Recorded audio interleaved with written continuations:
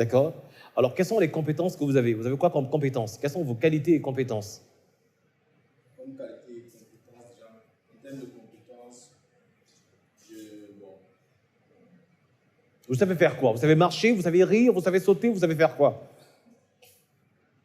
je sais Vous savez écrire. Très bien, c'est une compétence. Est-ce que vous savez qu'il y a énormément d'entreprises qui ne savent pas communiquer sur les réseaux sociaux? Est-ce que ça, vous le savez? oui, puisque moi-même, des fois, je fais face à ce problème.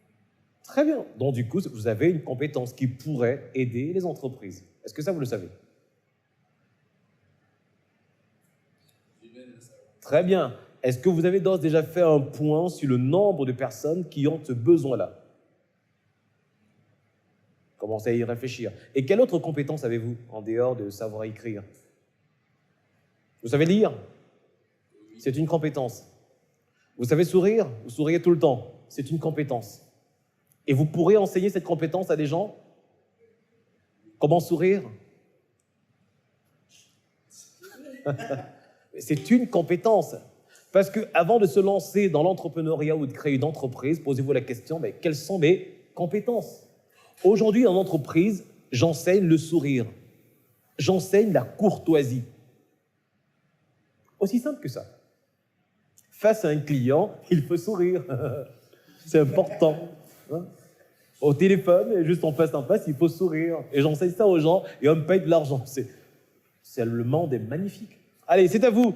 Donc, commencez à cogiter là-dessus. Oui, alors, qu'est-ce que vous attendez de cette formation? Ce que j'attends de cette formation, c'est plus de connaissances pour pouvoir mieux gérer la petite activité que je mène actuellement. Des coûts de répétition. Oui. Pour pouvoir mieux implémenter les projets qui sont encore dans ma petite civelle. Vous avez quoi comme projet dans votre petite civelle? Bon, déjà, j'ai comme idée de mettre sur pied une petite entreprise qui va s'appeler Home Service. C'est un Express Home Service. Oui. C'est moi que j'ai décidé qui va pour premier but de résoudre le problème des personnes dans les différents domiciles. Oui. Par exemple, les salubrités, Oui.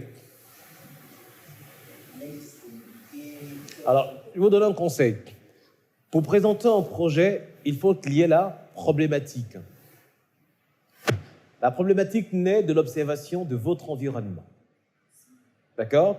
Également, dans le processus de résolution de cette problématique-là, posez-vous la question, est-ce qu'un jour, vous avez été victime de cela?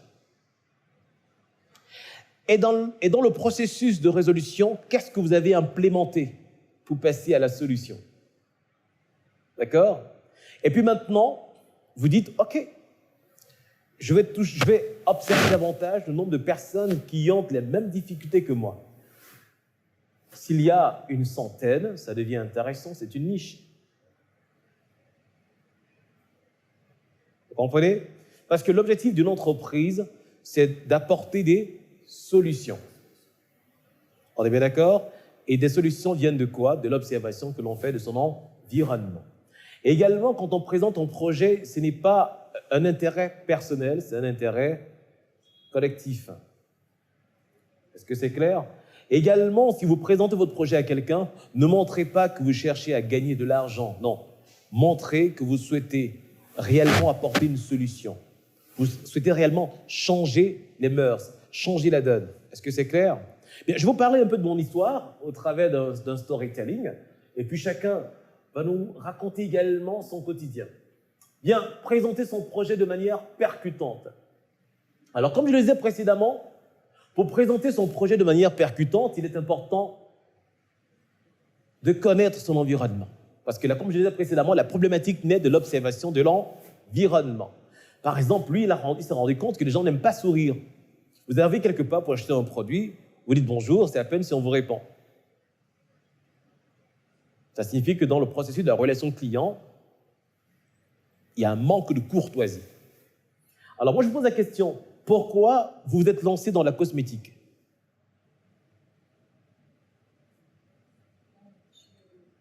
Mettez le volume, mettez le micro comme ça. Ok, on y va. Et vous augmentez le volume de votre voix.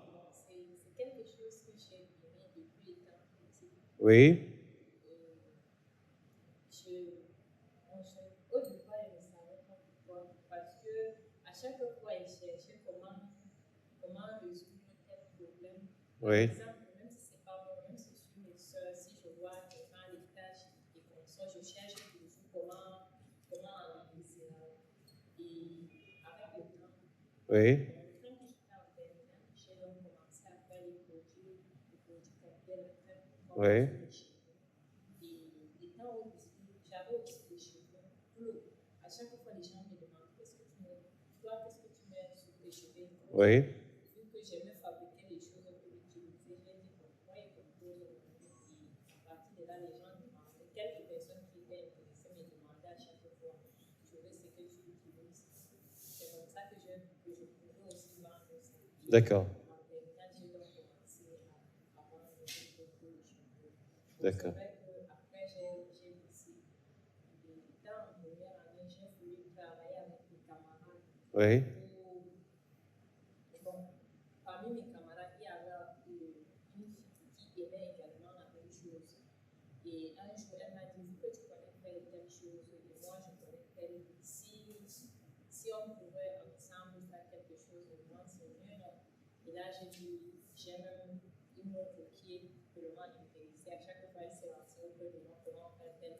Donc, déjà, toi, et depuis toujours, j'ai aimé faire quelque chose avec eux. Oui. C'est comme ça que j'ai créé un groupe. On était en angle de 6. On a une liste. On a même fait pour la première fois. On a fabriqué les produits, mais là, je n'avais pas de formation. C'est juste ce que je connaissais. Et c'est que les deux autres connaissaient. On a essayé de faire quelques produits. On a vendu, mais la première fois qu'on a eu l'argent, il y a eu des problèmes. Les autres n'ont pas vendu, d'autres ont vendu. Les gens qui ont vendu ont refusé d'amener l'argent. Beaucoup de problèmes, et puis on a dit, là, moi je continue à faire des jeux comme je faisais pour quelques personnes. Et l'année passée, à l'INSEE, donc quelqu'un m'a parlé de la salle, et puis je suis venue ici. Je veux que c'est quelque chose que je peux bien vendre, mais si je voyais les gens qui se sont lancés dans le domaine, les gens avaient plus d'informations. Donc, ce n'est pas genre comme je faisais juste mes compositions, bon, ça peut marcher sur quelqu'un et sur d'autres non. C'est comme ça que je me suis lancée, j'ai fait ma formation. Et même après la formation, je n'ai pas pu vraiment prendre tel que je vois les autres. Mais j'ai quand même des clients, vu que depuis toujours, on sait que c'est quelque chose que Oui. j'ai toujours eu quand même des clients. Les clients que je suis depuis un temps, donc sur les produits finis à l'avance, on était dans peu de gens me donnaient tel parce que c'est presque à la fin. Vu qu'elles aussi savent que je fonctionne en fonction de leur commande. D'accord. Très bien. Ce qu'on retient, en fait, qu'avez-vous constaté autour de vous? Elle a constaté qu'il y avait des personnes qui ont des acnés sur le visage. C'est bien cela. Ensuite, le comportement, les réactions, les déceptions des autres. Alors, quand vous allez vers les personnes qui avaient des acnés, quelle était leur réaction? Passez-lui le micro, en fait. Quelle était leur réaction? Bon, d'autres me disaient que bon, laisse ça comme ça, j'ai déjà essayé dans le produit, ça ne marche pas. Oui. D'autres me demandent même, d'autres viennent vers moi que bon, c'est n'importe quoi, je peux me trouver une solution. Là, ça passe facilement.